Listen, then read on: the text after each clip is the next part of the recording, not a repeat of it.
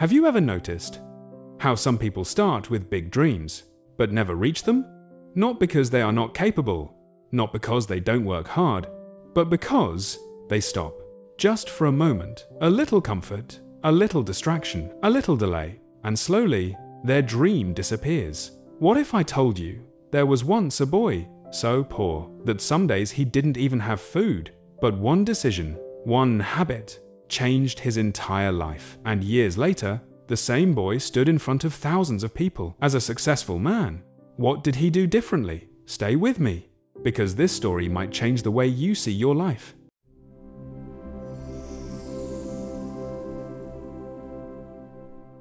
In a small town, far from the noise of big cities, lived a boy named Rahim.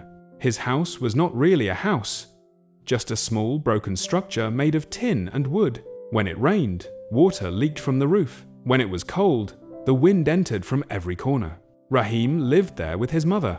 His father had passed away years ago, and since then, life had been a constant struggle. Every morning, before sunrise, while other children were still sleeping, Rahim would wake up quietly, not for school, but for work. He would pick up a small wooden box filled with teacups and walk to the bus stand nearby. Chai, chai, his soft voice echoed in the morning air. People came and went. Some ignored him.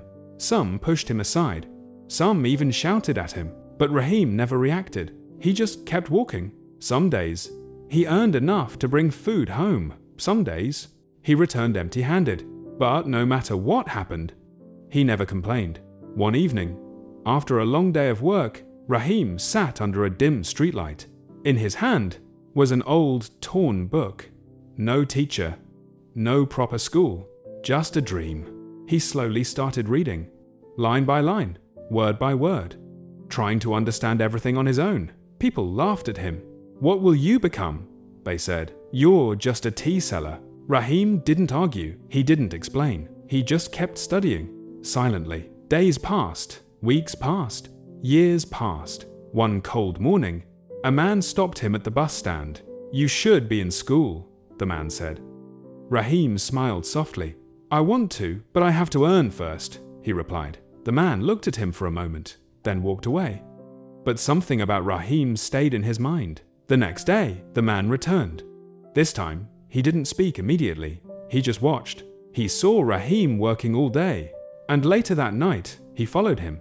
He saw the boy sitting under a streetlight, studying alone. No complaints, no excuses, just effort. The man understood something. This boy was different. The next morning, he walked up to Rahim again and asked, "What do you want to become?" Rahim looked up. "I want to study and change my life." The man smiled. "Then don't stop," he said.